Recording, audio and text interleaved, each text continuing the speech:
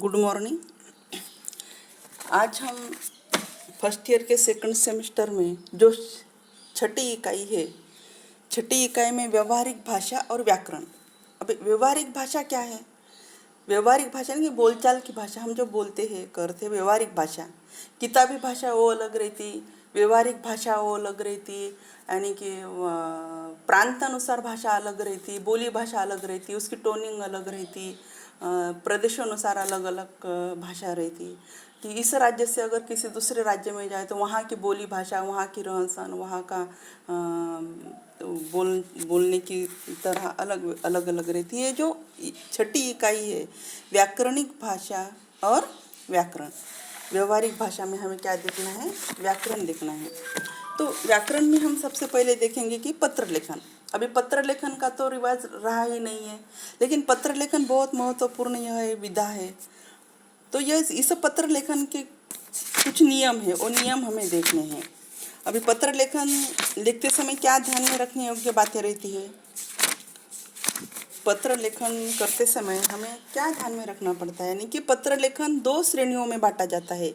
हमें पत्र लिखना है तो दो श्रेणियों में पत्र बांटा जाता है। पहला है अनौपचारिक पत्र और दूसरा है औपचारिक पत्र। अभी अनौपचारिक पत्र किसे कहते हैं? अनौपचारिक पत्र और दूसरा औपचारिक पत्र। तो अनौपचारिक पत्र संबंधियों को, मित्रों को, परिजनों को, परिचितों को आदि को लिखे जाते हैं, जिसमें नजदीकियाँ होती है, निजता होती है, अपनापन होता है। इसमें औपचारिकता का बंधन नहीं होता, यानी कि उसमें कोई फॉर्मेलिटी नहीं, हमें कुछ भी नहीं करनी पड़ती, कुछ भी हमारे मन के भाव हम उस खत में, पत्र में लिख सकते हैं। उसे कहते हैं अनौपचारिक पत्र। और औपचारिक पत्र, औपचारिकता में भी दो, ये औपचारिक पत्र श्रेणी को भी दो भागों में रखा जा सकता है। इसमें है व्यवहारिक पत्र और सरकारी या अर्ध सरकारी। व्यवसायिक पत्र, व्यवसायिक पत्र यानी कि व्यवसाय को, दुकानदारों को, प्रकाशकों को, व्यवसाय से जुड़ी एक दूसरे व्यक्ति को लिखे जाते हैं। यानी कि जैसे दर, भाव, मूल्य जानने के लिए इसका हमें उपयोग करना पड़ता है। मूल्य सूची के लिए पत्र, विशेष वस्तु नमूना मांगने के लिए पत्र, विमा संबंधी पत्र, इसमें औपचारिकता होती है।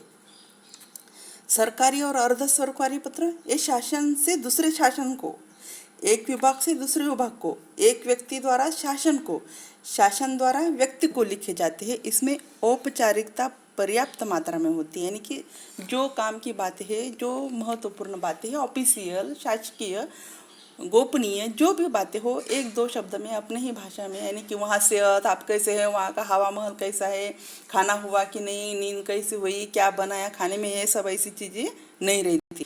तो ये रह गया, औपचारिकता मात्र पर्याप्त मात्रा में होती है। और व्यावसायिक पत्र में तो ठीक है, बाप रे बहुत पहचान वाले हैं तो हम एक दो शब्द पूछ भी लेते कि चलो कैसे है भाई, क्या है, कुछ नहीं। तो ऐसे पत्रों के जो प्रकार है, पत्रों को दो श्रेणियों में रखा जाता है, अनौपचारिक पत्र, औपचारिक पत्र। औपचारिक पत्र के भी दो भाग होते हैं, व्यावसायिक पत्र और सरकारी या अर्ध सरकारी पत्र। अब ये जो पत्र लिखना है तो ये पत्र के मुख्य अंग है, मुख्य अंग 8 है। इसे अंग भी कहते हैं, भाग भी कहते हैं, कलेवर भी कहते हैं, प्रकार भी कहते हैं। यानी कि पत्र लिखते समय हमें क्या ध्यान में चीज़ें रखनी चाहिए।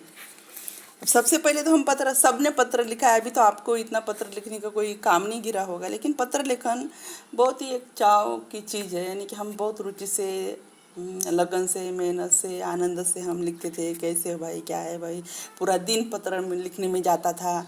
पोस्ट करो, लाओ, एक दिन चलो खत लिखा, फिर उधर से भी जवाब आता था, आपका खत मिला, ऐसा वैसा वैसा। तो ये जो पत्र लेखन है, तो इस पत्र के सबसे पहले प्रेषक का पता और दिनांक, ये जो हम पत्र के 8 अंग है, उससे पहले हम दाई ओर क्या लिखते हैं? अभी यहाँ हम फेस टू फेस नहीं है, यानी कि ब्लैक बोर्ड भी नहीं है, तो दाहिने और ऊपर वाले के हमें लिखना है नीचे। इसलिए पत्र प्रेषक का पता किसको लिखना है वो लिखना है हमें, उनका टेलीफोन नंबर, उनका नंबर, यह लिखना है। लेटर हैंड कहते हैं, जो सुविधा हो जाती है वैसे लिखना है, हम पत्र लिखना है। फिर उसके बाद हमें लिखना है प्रेषक का पता और दिनांक लिखने के बाद दाई ओर फिर संबोधन, यानी कि किस नाम से उनको संबोधना है। बड़ों के लिए, मित्रों के लिए, पत्नी के लिए, सहेली के प्रकार संबोधन दो प्रकार से लिखी जाती है। यानी कि कैसे, क्या है इसमें, निजी अथवा व्यक्तिगत पत्रों में संबोधन, अन्य पत्रों में संबोधन, श्रद्धेय, माननीय, मान्यवर, परम पूज्य, आदरणीय, पूज्यपात, स्त्रियों के लिए माननीय, पूजनीय, ये बड़ों के लिए, मित्रों के लिए प्रियवर, प्रिय, बंधु, बहन आदि आदि। पत्नी को प्रिय, पति, जो जो है वो संबोधन, इसे क्या कहते हैं, हमें संबोधन है। हमें जिसको पत्र लिखना है, जिसको खत लिखना है, इसको किस नाम से संबोधित करते हैं उसको अंकित करना है।